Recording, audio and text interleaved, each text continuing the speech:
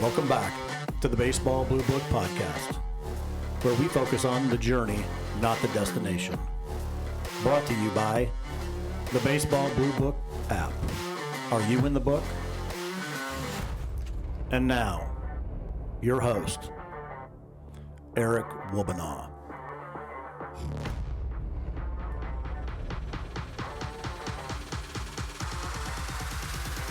All right, welcome back to the Baseball Blue Book Podcast. This is Eric Wobanaw, the president of the Baseball Blue Book. And tonight, we're excited to have Dre Butler with the Graveyard Mentality. Been trying to get this set up for quite a while now, but we've got him on, and we're excited to hear from Dre. How are you doing, sir? I'm doing well. Thanks, Eric. Appreciate you having me on, and I'm glad we can finally connect. Well, awesome. Why don't you go ahead and quickly talk about Graveyard Mentality? We'll get into the kind of the history and your journey, but what is Graveyard Mentality and what are you doing? Yeah, so Graveyard Mentality is a training specified for outfielders. I know when folks hear that, they're like, well, I've never heard of that before. It seems kind of unorthodox or unusual to this industry. But yes, we're training specified for outfielders. Okay. And the graveyard is a place where hits are laid to rest. So we thought about that I guess it's been 5 years now when I was at Penn State. And it didn't always start as supposed to be a business. And I don't think many good ideas start as, hey, we're going to run it as this full-time business. Came up as a good coaching idea for my players. Yep. And just as some thoughts kind of went on, I would say, hey, let's do this thing full-time. And here we are. I love it. The name is great. It really is. Where base hits go to die. Is that what it is? Yeah. Where hits are laid to rest. Laid to rest. I like it Yeah. because it could be in the air, it could be on the ground, doesn't matter, and you teach the fundamentals. So you said that you started that at Penn State. We're gonna go before that. Why don't you start? The Blue Book podcast is all about journeys, and it's the baseball journey, not really the destination. And I think you haven't reached your full potential either. So we're going to just spend our time talking about the journey. When did you start, and kind of take us from kind of the beginnings of baseball up to where you are today? Yeah. So the beginnings, I'm from Philadelphia. And you hear people say I'm from Philly, and it's okay. Well, what part?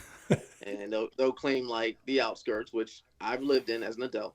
But I'm from inner city Philly, North Philadelphia. Okay. Baseball is not a major sport there, especially for African Americans. We mostly play basketball, play football.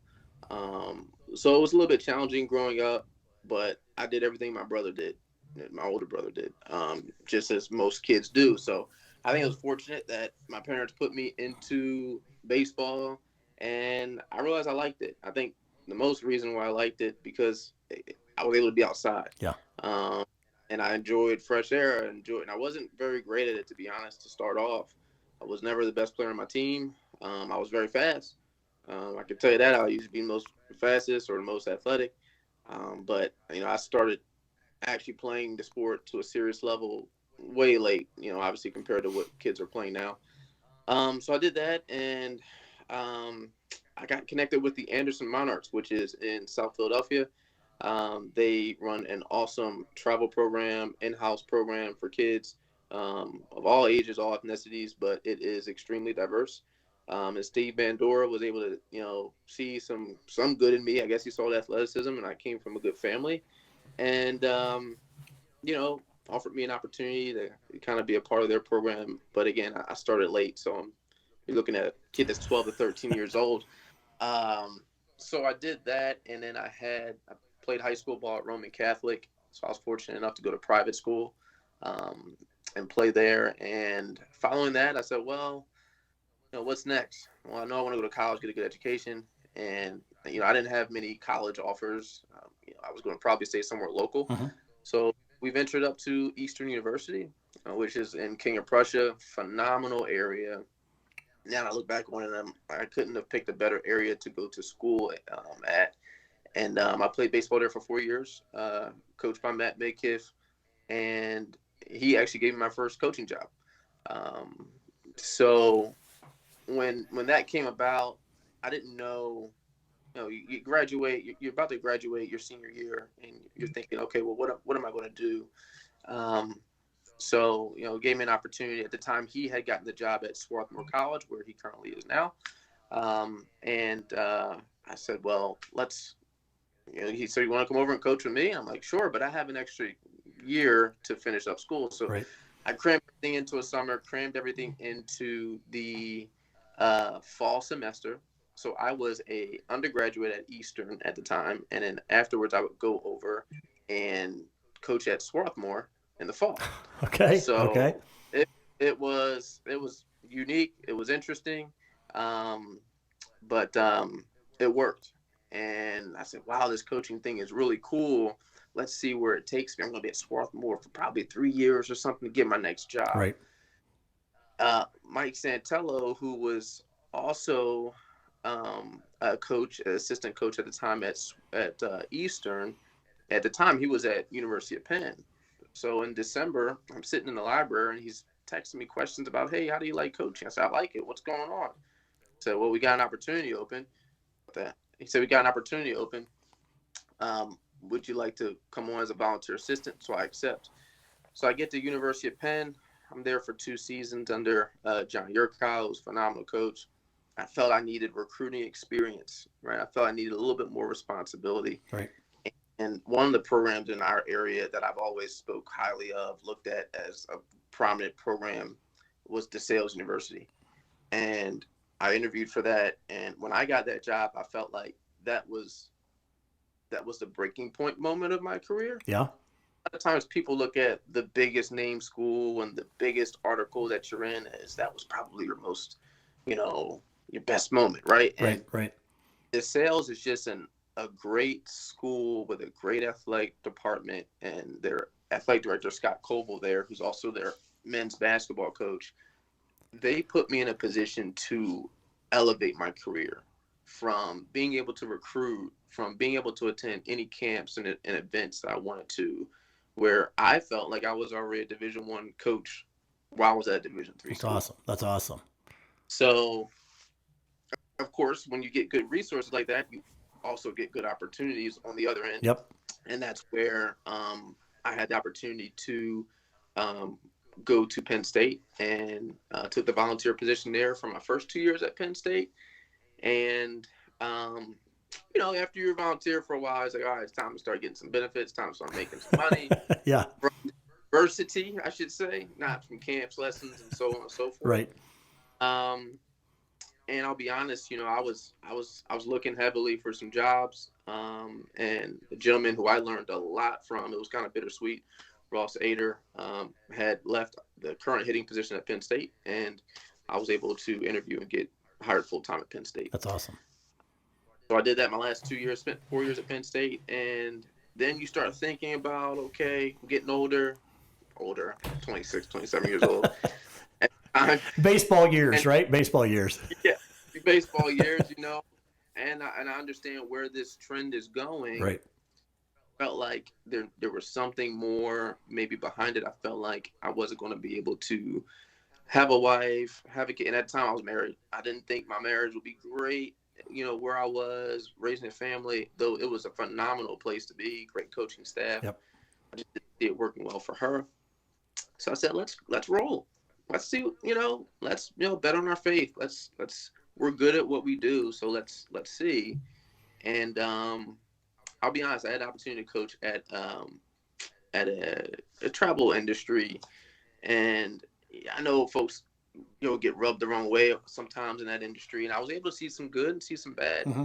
And I think the bad that I saw allowed me to understand what I need to do for Graveyard. Right. So I was in that space, and I said, wait a minute, light bulb, this is where we got to be. And from that moment, I realized I had Graveyard in my front pocket, not even my back pocket, because I was still working on it. And that's when I took Graveyard full time, which was actually about 6 or 7 months before COVID. Oh, So okay. I know a lot of folks have the COVID business. I do consider mine the COVID business, but we were running full swing right before it, and it was like, bam, shut down. Right. Yep. Well, So that sounds you got so many things going on there. Let's go all the way back. I yeah, love to dissect what I hear, and you talked about being in Philly, right? I get it, right? You're from the what North Philadelphia. Not oh a yeah. lot of opportunities to play baseball, but it's something that you loved. Uh, was what you said your brother played? Is that kind of what drove you in that direction? Did your brother play? That's correct. Yep, he played baseball. He's 4 years older than me. Okay, So whatever he did, my mom was gonna sign me up for. got it. Whether we did it or not, it was what we were gonna do. Why wasn't there? Talk about the lack of opportunity. Was it because it was in northern Philadelphia? Was it the land? Is it just the basic reasons why basketball is big in the cities versus baseball? What's your idea and what are your thoughts on why the opportunity wasn't there as it would be for other people? I think it's just what you see in your neighborhoods. Um, you know, if we found a ball, we didn't know what to do with it. We throw it, but we didn't know the actual logistics of the sport and the games, and Okay, um, we it just it's not something that you grow up doing. You know, there is a stereotype, and sometimes the stats show that lack of black fathers. My dad unfortunately passed away when I was young, so there wasn't a lot of hey, dad playing catch in the yard. understood. Yeah, And if the dad was around, you're probably shooting hoops right. rather than playing catch. Where my son, like, we're playing baseball right now. Yep. So I do believe that it is a lot of that. I think, um, and I know Major League Baseball and a lot of industries are trying to change this, but I think there's so many great programs out there in our industry, like the White Sox Ace program in Chicago. Yep. There's programs here in Atlanta, Georgia, where I currently live. Obviously, the Anderson Monarchs. There are a lot of programs who are crushing it. RBI programs Yep.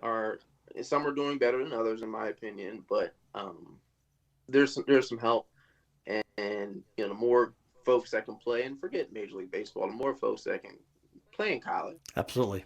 playing in high school, get a chance to play in college, go to a school. I think that's where we can start turning that wave a little bit. Absolutely. And I'm one that I grew up in the Midwest, and it wasn't to me. It was less about.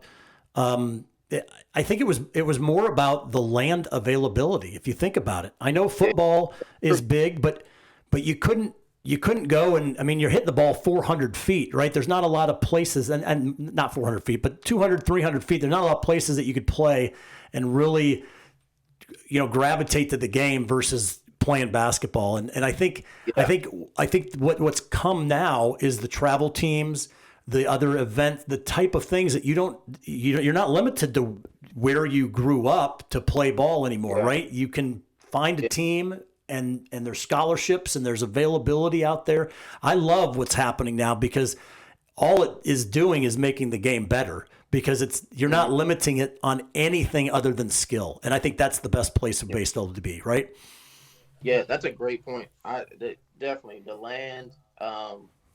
Like my son is going to grow up completely different than how I grew up, and we played in the driveway, and people are like, "What's a driveway?" Well, it's concrete, and there's row homes, and I play ball, and if you hit the ball on someone's deck, if you're brave enough to go up and get it, go do it, but you better not get caught. So it's just a whole different dynamic, and even at 32 years old, I still look at some things that I see, Yeah. and I'm like, man, we ain't have it this good. Like here in Georgia, we got all the fields, all the you can hop on and play when you want. Yeah. No, it really is. It is really a challenge. I mean, it was even in the Midwest. I mean, I grew up in Iowa. I mean, there's more land than there are people, right? So we, you couldn't. There isn't anywhere you couldn't go that you couldn't play baseball. And I think that what the opportunities, and that's you made a comment about travel team. There's goods and there's bads. I think the good, like I said, is it's opening up that opportunity that doesn't matter where you're from. it's a travel Right. game. You're going to go play at some really cool fields. Hell, I played on really crappy fields too, and so there's really bad fields out there. But I think we've elevated it, and it's given that opportunity. So you picked up ball. You had good family that kind of got you in a position that allowed you to do this, which is awesome. That's you mentioned having good fathers, and my condolences of your father, and that had to have been difficult. But being able to get through that. Was there? You said there wasn't a lot of or teams looking for you. What did you do? Did you lean on your high school coaches, or how did you go through that recruiting process at that time where there wasn't a lot of help at that time? Yeah, I think it was just a matter of having someone good in my corner. There was another man by the name of Con Aquilante, who has a program in Philadelphia. Again, a lot of suburban kids on his team, and he sought me out and said, "Hey, I want you on my team." He chose me and two Hispanic kids, and he said, "I'll pick you guys up." We lived around the same area, and it was almost like he was busting us up to King of Prussia. And we would have practice. That's where us white boys go. We go to the mall, King of Prussia Mall, right? Yeah, we go to the mall. So I spent my whole this is high school now. So I'm riding around with this, Italian white guy, and he's taking me to lunch, he's giving me SAT tutoring, and we're going to practice, and these kids are pulling up, they're 17 years old, pulling up in these cars, and they're driving them. I'm like, wow, this is different. Yeah. This is different. And honestly, I cared at the time, I cared about the sport, but when I look back at it, I don't care how good like my son ends up being in baseball. I could care less. He could suck. But the things that the sport gave me, as far as being on a team with someone that looks different than you, Yeah. and vice versa for them too. I think that there was a lot of impact in those folks, those white kids, being on a team with me. Yep. They were able to see a little bit of my life, and I was able to see a little bit of theirs. So that stuff is way more important, because at the end of the day, we're all grown and we all got real jobs.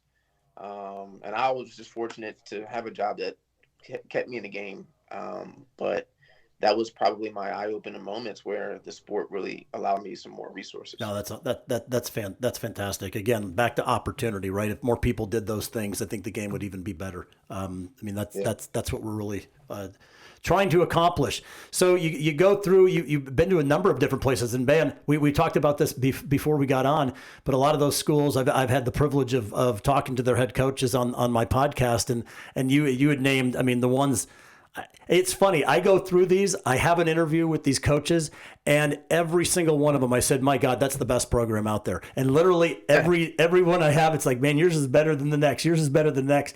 And so you had a tutelage of these really good leaders, right? These baseball guys, the high IQ guys. Right. How did you know when it was time to move to the next opportunity? I've watched all these people kind of going through. Nyman at the sales. He's been there for 34 years. He never made that move, right? He knew it was the right fit, and he stayed. What told you that it was time to move on? Well, for me, and I tell every young coach that's getting into it, the first question I ask coaches, well, do you have a girlfriend? Do you have a spouse? Because if they say no, I don't, I say, well, be as selfish as you want right now. Like, be very selfish. Love your family. Right. Take care of all that Yep. and stuff. But be very selfish, because when you do want to have a family, they're priority. Yep. And we had a unique situation. My wife and I. She was always traveling for work, so we never really lived full time. We were married, but we're never really lived full time, probably until COVID. Wow. Until in state really is when we first lived full time, and we'd been married for, I guess, 3 years at that point. So I think you just know a lot of folks will say, well, the job's great, they're paying good, good benefits, it's a beautiful campus, right. We got a great ball club, we got great facilities. I'm like, that's great, but that's just one aspect of your life. When you, and yes, we do work from home and we bring work home sometimes, but what happens if that job doesn't want you anymore? Or what happens if, like, example, COVID happens, Yep. what are you doing outside of your job that's going to help you also, enjoy life? And so for me, I look at those things. I look at things like allowing my family to grow up in a diverse area. That's why we moved to Georgia, to the Atlanta area, because I wanted so much. I wanted nice restaurants to go have date night. I Yep. wanted good school districts. I wanted diversity. Um, and I wanted baseball, and I was able to get that. And that was the last So, piece. so your drive to make those moves was really that entrepreneur bug. You Oh, wanted to do something for you and your family that was outside of the traditional coaching world. com- completely. Okay. And I think, and it was hard for me being young because one of the things that I tried to do was follow guys who were above me and said, okay, well, this guy got this job because he took that Right. job, and now he's the head coach of this Division 1 school. And to be honest, that was my ultimate goal. I'm not saying that it isn't my goal now, and I'm not saying that I won't ever coach college baseball Yeah. again, and for a university. Um, and I probably will. I probably will at some point, but when it's right. Okay. And one of the things I just realized was I was able to watch, unfortunately, some guys get out of the game. And I said to myself, well, I definitely can't let that be me, because this is all I want to do. I love coaching. I love the game. So how do I take a little bit of what the university gave me from benefits, obviously salary, gear, Mm-hmm. players, a database, whatever it be, and put that into my own Right. business? So, I like being at Penn State. I got gear all the time. All the time. I loved it. My family would get Christmas presents for Penn State gear. It was great. It was a great part of the Yeah. job. Penn State football tickets, awesome. So when I started Graveyard, well, I don't have football tickets I can get with it, but we can get gear. Yep. We can do things, and it could be something else that I'm proud of too, while also, the other parts of my life can also be matched. But I tell you this, it was a fun. All the jobs that I've taken, I look at all of them, and I say to my wife all the time, like, man, remember this memory? Like, oh, Penn State was a good time. Or remember, we enjoy our off days, or you come to the game. Yep. And I look back, and I enjoyed every single one of them. I wouldn't, you know, do anything different, to be honest. And I think I had to be in those positions to grow the way I needed to grow, to make the relationships I needed to make. And the most challenging part is when you're at these places, you form obviously connections with your players, but you only have them for four Yeah. years. But you form connections and relationships with your staff. And I was actually texting one of the former guys that Ross Ader, who I had taken over the hitting job for him. I was texting him tonight. Um, but Ross and I will see each other again at some point. But he's got a family. He lives in Ohio, and I got a family. I live in Yeah. Georgia. So I look back at those long bus rides and those practices, and I'm like, I'm just glad I stuck to him like a sponge, because I don't wish, like, man, I should have took advantage of that opportunity just to be around him more. Right. Uh, and I think that's probably the most challenging part is you build those cool relationships, but as guys get jobs, you move apart, and life goes on. It's I always say that there is no regrets. Every opportunity that you had, good or bad, it's developed who you are today. And Yeah. I don't think I'd ever want to change what I am or who I am. And so I could go back and wish I would have done something different. I never do that. And it sounds like you have kind of the same philosophy. Every opportunity you had, you took advantage of it. You learned from what you did, and then it was always kind of building out to what you were doing today. And I appreciate. I think it's great to hear that you are not closing the door of ever coaching again. And I think there's going to be a lot of people that hear this and go, "Oh my God, all right, maybe we should start calling Dre up again." They still call. And I tell them all the time. I say, when I have to turn something down, when I'm fortunate enough to do Hmm. that, I say, I apologize. I would love to do it, but please keep calling, keep letting me know. You just never know what's going on in someone's life. Right.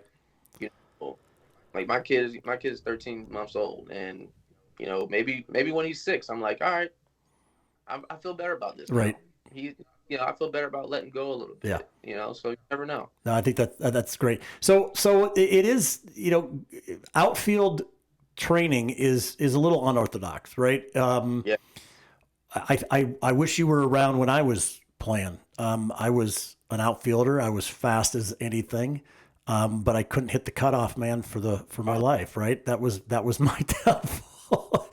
I was better off running the ball in than throwing the ball. Anyway, so how did you come up with this? I mean, it came out of Penn State. Is it something that has been developing over the years of each of the places that you had worked, or was it kind of a light bulb moment of when you were doing something and saw a need? Yeah, I think the light bulb moment was I wasn't very good at my job one day. It just my players were bored, and I was like, all right, well, we're just out here just getting reps in. Right. So I said we need something, but not something that's just let's throw this on the wall. We can not just eyewash. We need something real and authentic. And I just kind of asked the guys, give me your definition of the outfield. So it was a lot of bits and pieces that I was able to put together, through a logo on the shirt, and say, okay, this is your shirts. This is for you guys. And I just realized I needed to have a better passion for the position. And I Okay. also understood from the business aspect that a lot of coaches, teams, most time you'll see their volunteer position be the outfield coach. Right. Right? Yep. Oh, sometimes you see the head guy do it, which is great. And I realized, well, there's not a lot of attention to it. And then I realized, well, in high school, sometimes you only have so many coaches. So that outfield coach is hitting fungos and that's it. Yep. Talking about reading swings, or I'm talking about the details of the position. Yep. So I said, well, it's time to make a stamp on something that, I can not just, obviously I can own, but I can also spread light and spread knowledge. And on the flip side of that, because it has become so large, it has allowed natural conversation for people to just chat about outfield with me. And I'm learning now as well, too. That's awesome. Oh, that's great. So that's really how it started. And I'm a firm believer of everybody has great ideas. And only a small percentage of people are willing to follow up on them. And those are the folks who are successful in that aspect of the idea. Give us a little bit of a little taste of what an actual graveyard mentality would look like. Well, first of all, we got to figure out what type of music we're listening to on the playlist. Got it. Part of our, thing is music stimulates the mind, and we need to get after it. I'm a firm believer of getting more reps out of my players, but making them hustle. So we do a lot of short distance stuff, a lot of making the training harder than the competition, but also making it game-like. So everything that we do, I ask myself, is this game-like? Right. Not game-like, is it providing something else for the player? Like, okay, it's Fun Friday. We can do this drill to keep the players engaged throughout the week. Yep. And then it's challenging. It is challenging. I'm from Philly, so I have the ability to be like Philly fans. We're aggressive, right? Aggressive. I know a few other words. Yeah. We're aggressive, and that's how I approach my training. That's how I approach positioning players. I make hitters beat us over our head. Our job is to take away hits, and we don't focus a lot on the easy plays. We focus on the challenging plays of how we're going to get better. So I'll tell a high school kid, this is how you're going to get recruited. But we can come here and work on the easy stuff. Just let me know if you want to work on the easy stuff only, and then I can say, okay, we'll stay average. Cool. And a lot of players like it. I deal well with the pushback of it, of, hey, I couldn't get to that ball. Well, I'm going to tell you, hey, you could, because I will never put limitations on yourself. So that's kind of what the training's like. And my job is to build a smart outfielder that is very aggressive to the point where, okay, now I got to reel the leash back. I like that. That's awesome. No, and it fits. I like the focus is on mentality, because that's what it is, right? Yeah. It's my mentality is nothing's getting through, right? Yeah. I remember playing, and that was one of the things that I loved. It's like nobody's going to, it's the ball's not going to get past me no matter what. And it's less, there's always skill needed, but the mentality part is so crucial in the game of baseball. And I like how you said that it's kind of it's not the obscure, it's really the lost art of outfielding. That's the way I would look at it, right? The great players of yesterday were outfielders. They were. And they knew how to play the game. They knew how to read the shift. They knew how to read the pitches and the swings. They knew where the ball was going to go before the ball came. And I think that really added a lot of value. But that came back down to being high IQ kind of players. So now you work with Major League Baseball. You work with colleges. You work with amateur. All levels. Yeah. So now it's interesting, and I guess this is just my faith in God and how I went with the company and said, okay, mostly I was training high school kids to start, and I'll train anybody. You don't have to be the best player for me to train. Yeah. And I got an opportunity actually with USA Baseball to work with them for some of the national events that started 2 years ago. So I went from training, the player that never really got outfield training to, now I'm training Andrew Jones. Kid, yeah, top guys. Yep. In the summer. Wait a minute. Hold on. This happened quick. So I've been fortunate to do things like that. And it allowed me to just kind of connect with those guys. And then on the flip side of that, I've been having some conversations with guys in the big leagues, couple coaches, couple players, Jackie Bradley Jr., who have been very interested in learning more about what graveyard is. Quentin Berry, coach for the Brewers, Gary Sheffield. And I'm like, wow, this is cool, because who else is, hitting these guys up? Who else is hitting field play? So that is, where the training kind of lies right now, and then the research that I've been doing behind it. Okay. So really it's kind of, the door has been opened a bit for you to expand into other areas. What do you foresee in the next, let's say, 3 years? Yeah. Man, I wish Under Armour could give me some more discounts on my gear. No, I don't know. I like where it's going right now. I'm actually starting to work with more travel teams, more high school teams. Yeah. I think it's great because, I'm not a travel program. They don't look at me as a direct competitor. In fact, I don't even have a facility. I don't want a facility. Right.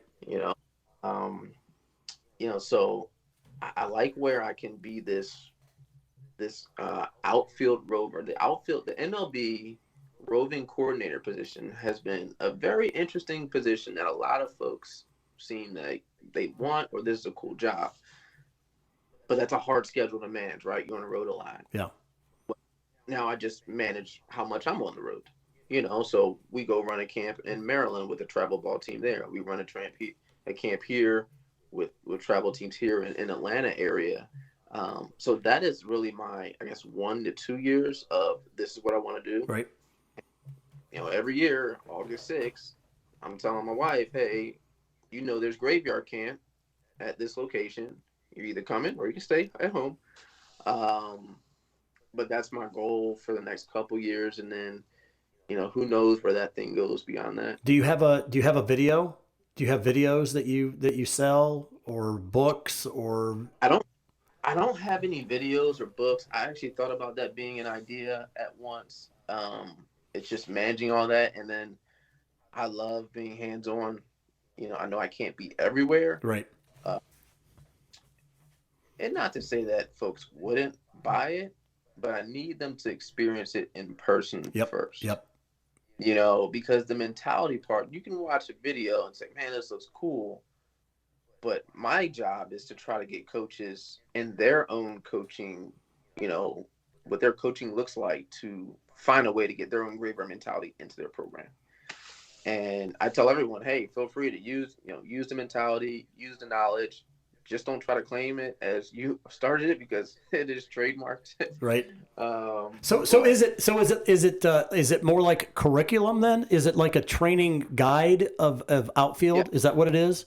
absolutely. Oh, It's a training guide of how we teach outfield play with the mechanics and the mentality connected together. okay.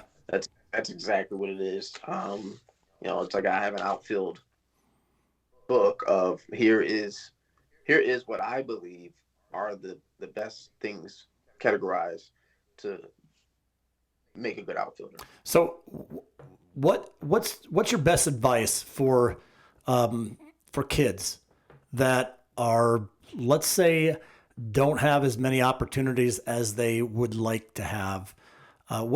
First of all, that's my first question of what advice would you give to them today? I think the best piece of advice is you gotta get creative. Social media is big now. Don't go crazy with it and be overbearing. But I think there's a lot of knowledge you can find out about schools and programs. You can follow coaches. Don't stop working. You just never know who's watching you. And shoot for the opportunity that God you feel like God's putting you in because there's something better on the other end. That's good. I went to a school that no one even knows of. When I say Eastern, they say Eastern what? Eastern Michigan, Eastern Illinois. Right. Nobody knows, but I went to a school. It happened to be a Christian school. I'm way more Is that of a Eastern? faith-based. Is that Eastern Mennonite? No, just Eastern Just Eastern. University. Okay. All right. Yep. Yep. Okay. Nobody knows. But it's a fantastic place. It allowed me to start for 4 years. Yep. So it allowed me to naturally get better at the sport. And it gave me some connections in the coaching industry. But the hardest part is when we're choosing those decisions, we don't see the outcome. Right. We see what's behind all of these doors, and we're just going through. But you got to trust that you're going to get better, and you're going to figure it Yeah, out. I like that advice because one of the things that you hear a lot is finding the right fit when you're looking for a school. But I think you expanded that a Yeah. little bit more of going, what, keep your keep your options open because there are so many programs. There's 1,800 colleges that have baseball programs, right? And like you said, never heard of Eastern. Someplace in the it's in the outskirts of Philly. And it's a great program, and there are so many of them like that, and it's make sure that you don't limit yourself as far as what opportunities might lay out there for you, and I think that's great advice for coaches. There's coaching is not for everyone, but also entrepreneur and starting your own business is also not for everyone. And there's a lot of coaches out there that might think that they've got something and might want to take that leap of faith, as you put it, to start something of their own. What advice would you have for that coach out there that might feel like, hey, this might be something that I could do and really make an impact on the game? Yeah, I would certainly pray on it and see what you're passionate about. Take some time to don't just jump at something and look at other folks who've done things. Like look at Graveyard. Look at some things that Graveyard's doing well and some things that Graveyard's doing bad. Look at what you're able to kind of do in your own spectrum in the game, and it can be outfield play as well, but do it your way. Right. If you try to do it someone else's way, folks will see right through it, and in fact, you won't be as passionate about it for long. So that's kind of the advice I'd give. And then I also try to give yourself a 5-year plan of what you want your life to be like without closing any doors. Yeah.